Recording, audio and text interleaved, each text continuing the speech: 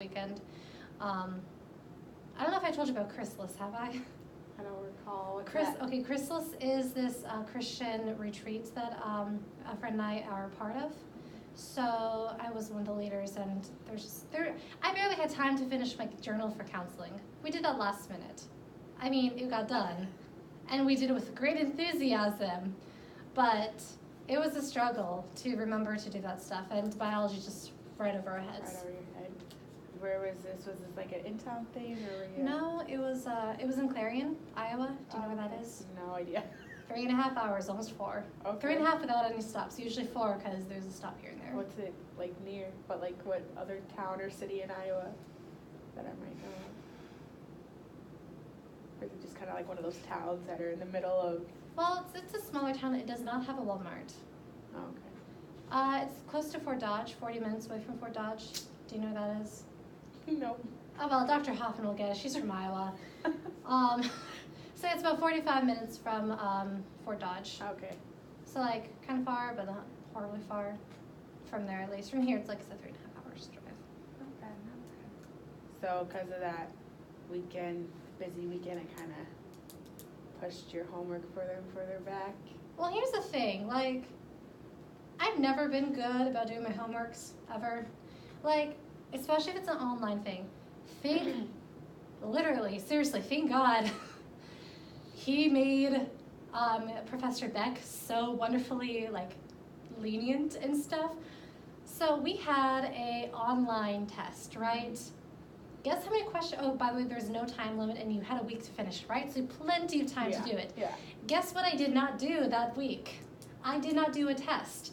I had a big fat whopping F from that test, and I'm like, oh my gosh. So I asked him, I understand the answer is no, but can you please open up this test? And he thought about it, and thank goodness he said, okay, it's opened up. You have until tomorrow to do it. And I'm like, I love you, thank you so much. Was it like worth a lot of points? Yeah, well, it was a test, so yeah, yes, I guess so, yeah.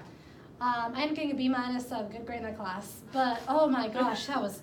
Oh. I bet that was a big relief when he let you. He's wonderful. When he opened it back up. All the psychology professors are wonderful.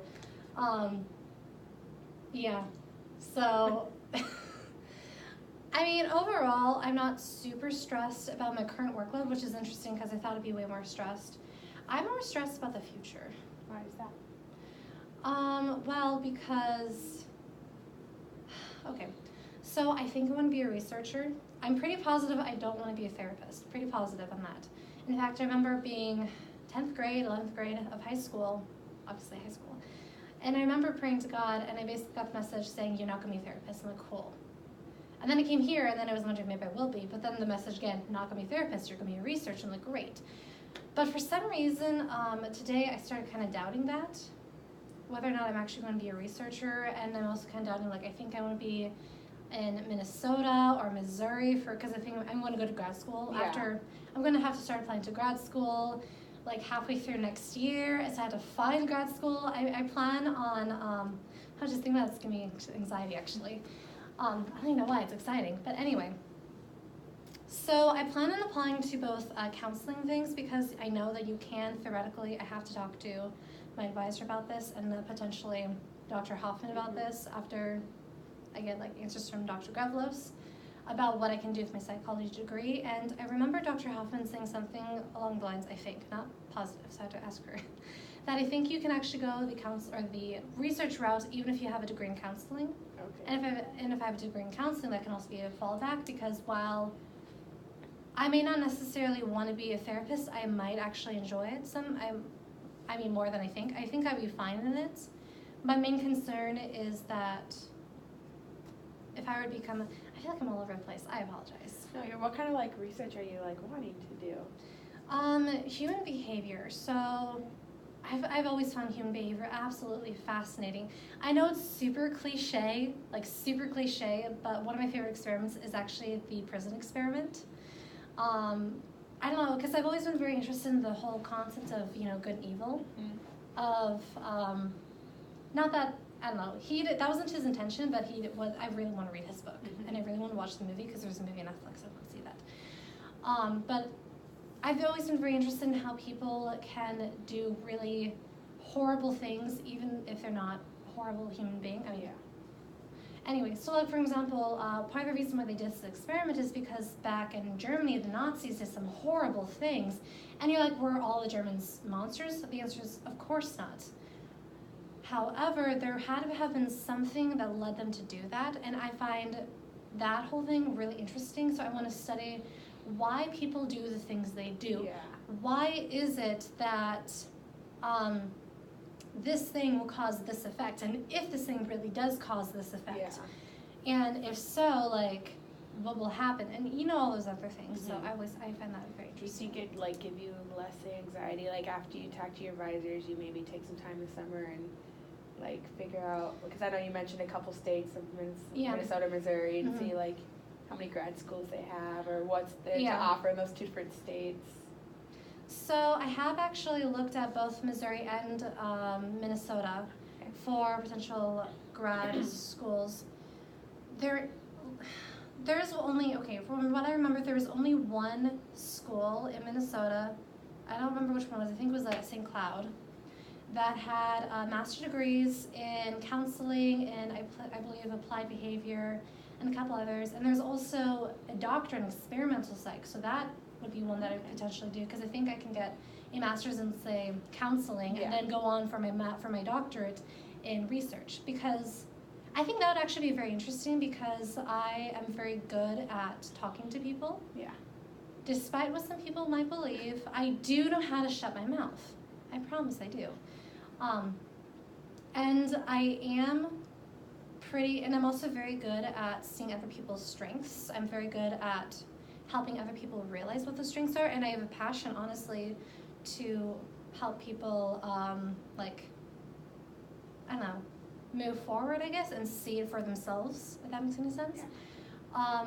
But I'm also very interested and intrigued by discovering, and for as long as I can remember, I always wanted to be someone who discovers stuff. I always want to be an explorer or an adventurer, or something, which is a little silly, but, you know, just one of the things I've always wanted to do.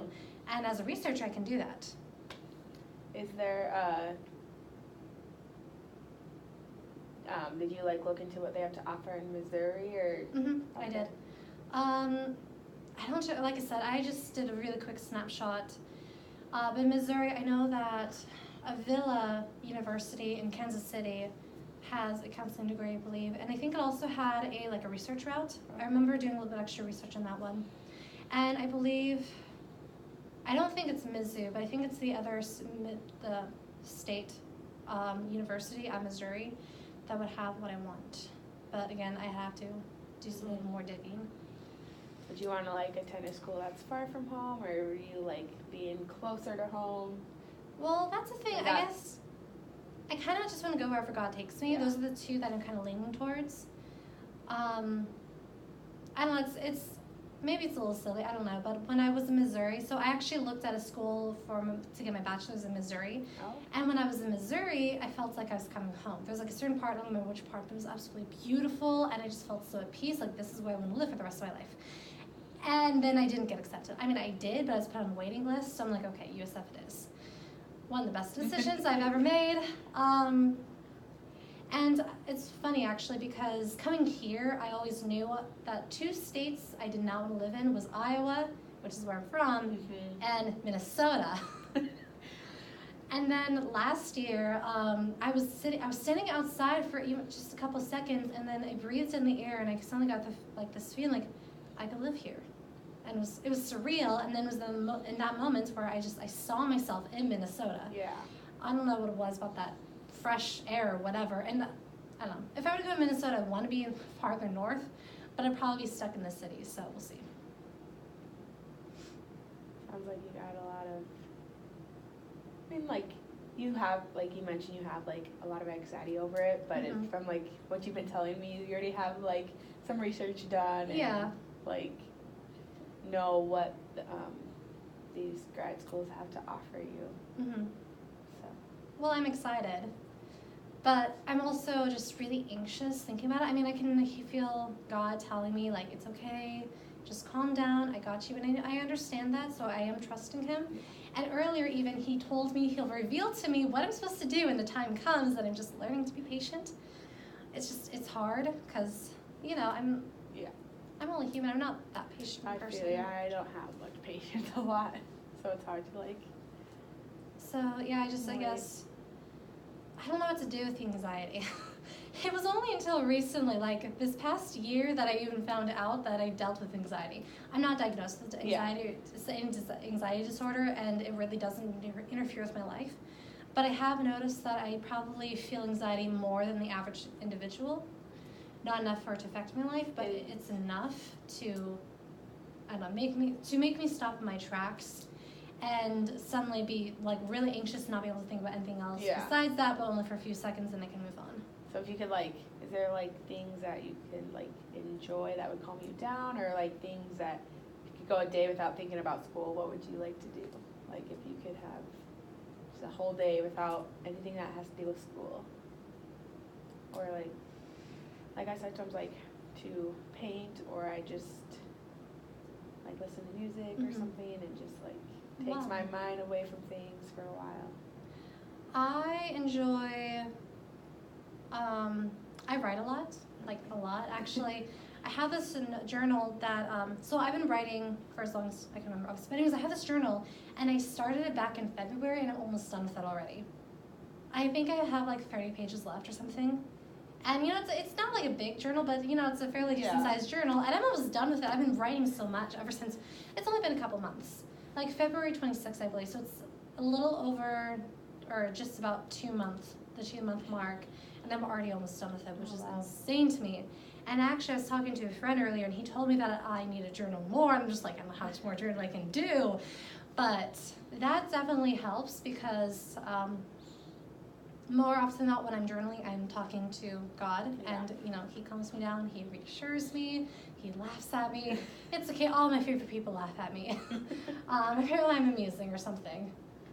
But yeah. That's awesome. Do you plan on doing anything like you're journaling, or is it just for you to do for fun, or? It helps me de-stress. So growing up, I was never very good